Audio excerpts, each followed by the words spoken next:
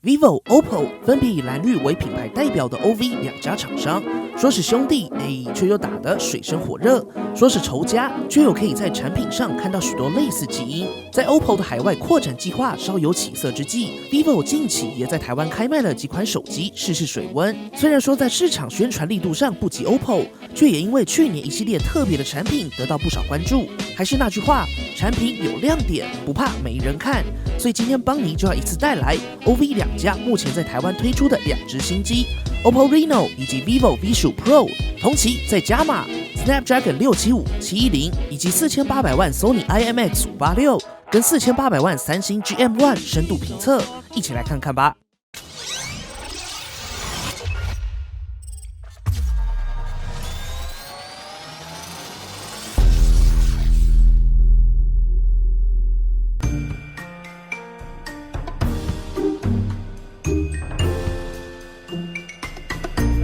从盒装开始看，可以看到两个品牌在外盒设计上采用了截然不同的设计风格。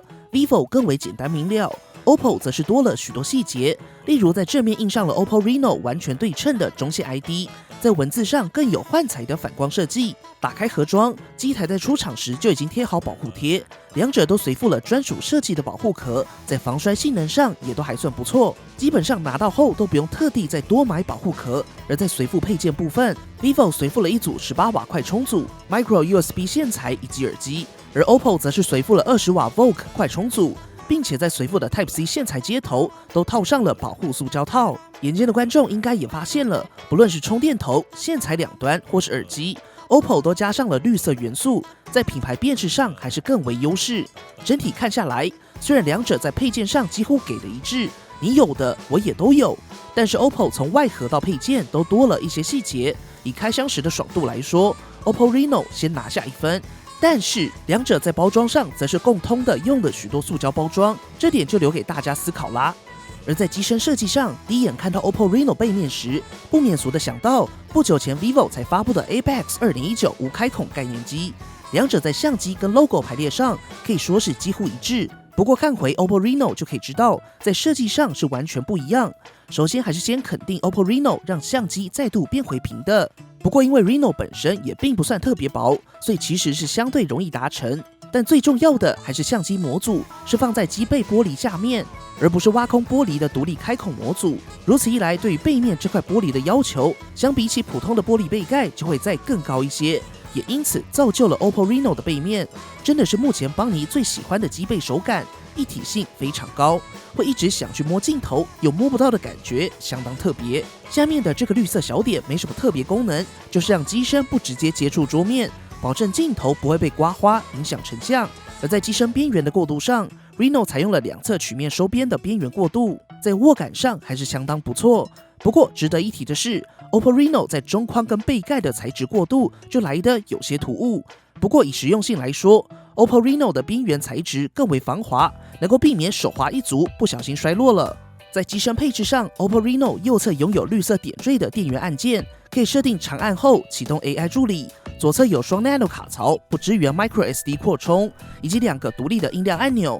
顶部除了有整块的升降模组外，也保留了麦克风。底部部分保留了 3.5mm 耳机接孔麦克风，采用 Type-C 接孔、单喇叭设计以及隐藏天线。整体来说 ，OPPO Reno 全新的全平衡置中设计，也小小满足了跟微信一样偶尔偏执的使用者。当然，小彩蛋就是下方的 logo 正着看是 OPPO， 反着看是 ODDO。用上了全平衡，正反也都合理了。而在升降镜头模组上 ，OPPO Reno 采用了侧旋升降结构，升起时间需要 0.8秒，而 vivo V15 Pro 则是采用一般的直立升降模组，升起时间比较短，只需要 0.46秒。不过在实际升起上，邦尼几乎感受不到任何差异。收起来时 ，OPPO Reno 确实慢了一些。不过邦尼感受比较深的则是 OPPO Reno 的升降模组，在运作时相比起 vivo V15 Pro 安静许多。这是 vivo V15 Pro， 这是 OPPO Reno，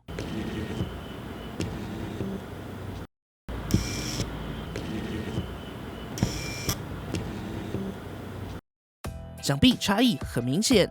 OPPO Reno 在升降的声音上也更为平顺一些，比较特别的是 ，OPPO Reno 的侧旋升降镜头集成了前镜头之外，还隐藏了听筒以及前后都有的补光灯，所以在自拍模式下可以打开补光灯之外，背面如果开启闪光灯的话，镜头也是会升起来的哦。只能说 OPPO 在 ID 上还是下了不少功夫，整体来说相当厉害。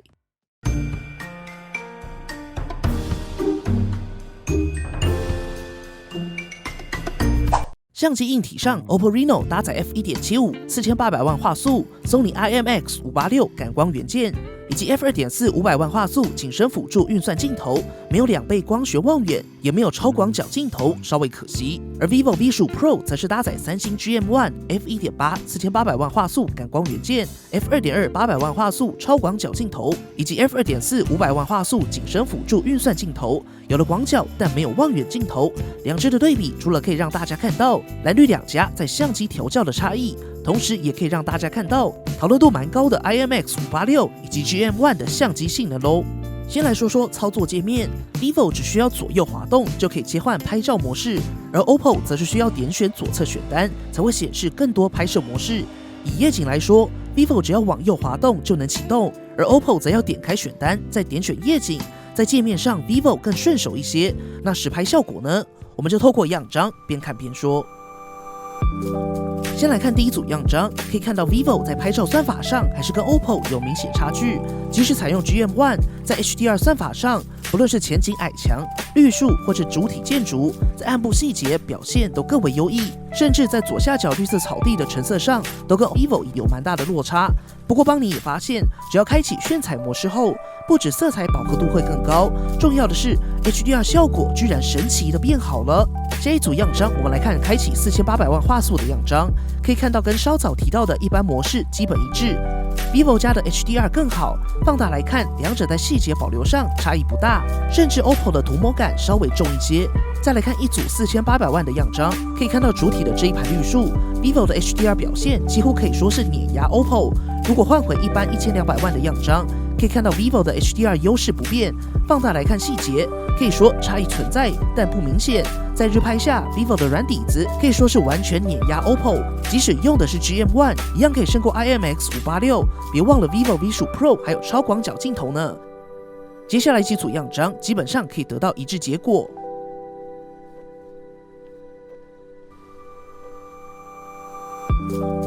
而在夜拍上，两者都有夜景模式。先来看一般模式，应该不用多说，差异非常明显。虽然 vivo 在高光抑制上的表现还有进步空间，但整体曝光都更为充足。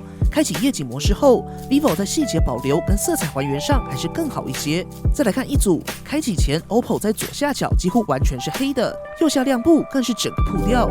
接着我们开启夜景模式，右下亮部变好了，不过左侧暗部还是差 vivo 一大截。vivo 整体表现几乎可以说是完胜，接下来几组样张基本上可以得到一致结果。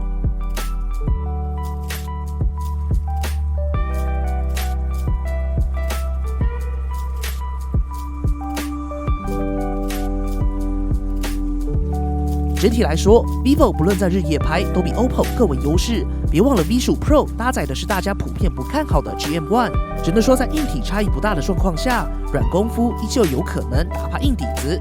所以 GM1 跟 IMX586 谁更好？我想这集没办法给大家答案了，毕竟 OPPO 拿了一手好牌，但软体功力相差悬殊。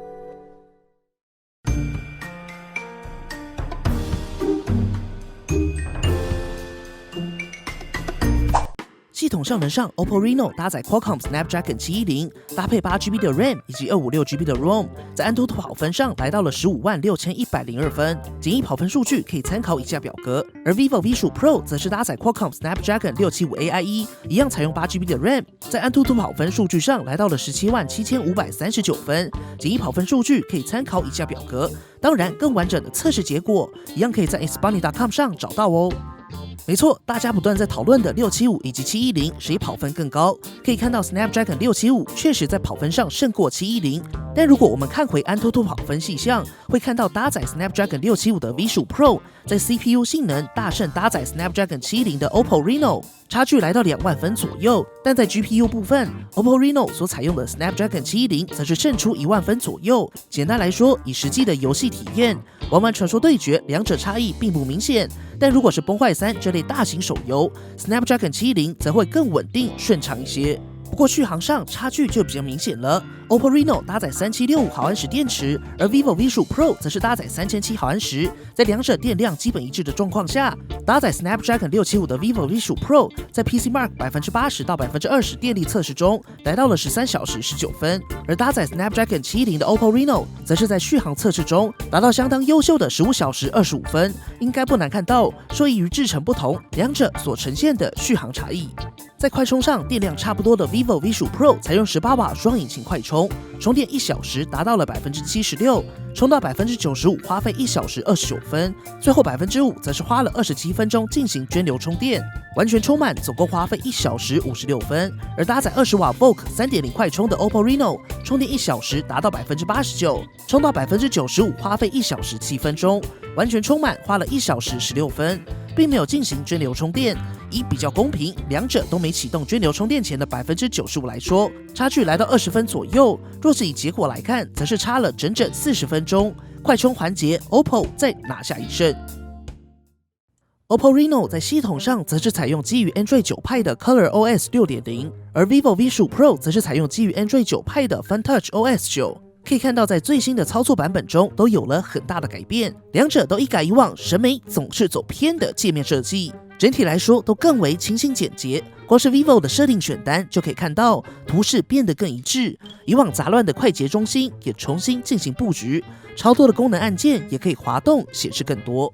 接下来就来进行蓝绿比拼环节，不过本是同根生，就是你有我也有的桥段，两者都有全萤幕手势，还不约而同预设使用3条线，两者都可以完全隐藏，两者也都支援长萤幕截图，只要截图后点选长萤幕截图就可以启动。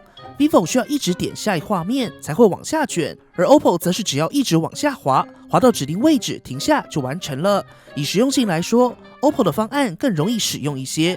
而在输入法上就不得不夸奖一下 vivo 了，在 vivo V15 Pro 上直接换掉之前不好用的输入法，换成预设 Google 输入法，打开来就非常好用。而 OPPO 则是采用触保输入法，用不习惯的大家推荐直接到设定中关掉 Touch Pal 就可以换回 Google 输入法咯。而在生物特征辨识上，两家的指纹动画都非常多选择，但是以炫炮程度来说 ，vivo 略胜一筹。例如这个预设的冰焰、幻境、梦境、极光、烟雾都明显高调不少。不过差异最明显的，则是 vivo 拥有指纹加脸部的组合辨识。什么意思呢？当 OPPO 在萤幕点亮按下指纹时，如果失败了，就只能重新进行再按一次，而脸部辨识要透过按下电源键或是上滑才能启动。而 vivo 则是在按下指纹辨识后，同时也会启动脸部辨识，即使指纹失效了，脸部也可以同时辨识，只要有一个是成功的就可以解锁，大大增加了解锁时的成功率。在系统细节上 vivo 这一点做得更好一些，速度上呢都很快，不用担心。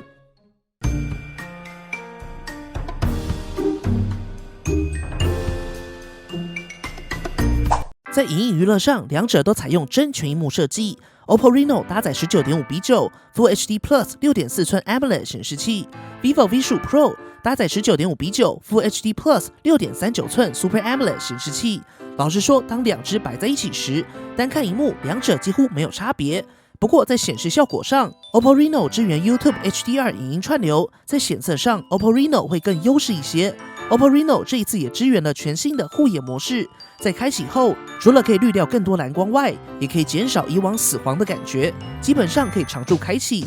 而在音效体验上，两者都是搭载单喇叭，都很大声。不过音效就中规中矩，没有特别突出。整体来说，不论是哪一支，真全萤幕爽感就是特别高，表现上差异存在，但并不明显。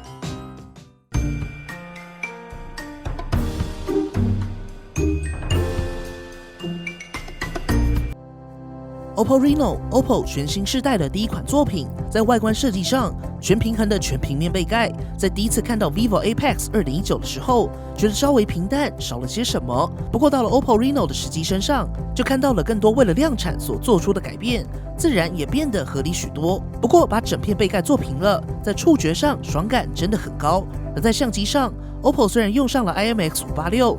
不过表现只能说是达到水准，以同期来说并不亮眼，夜拍更是略显弱势。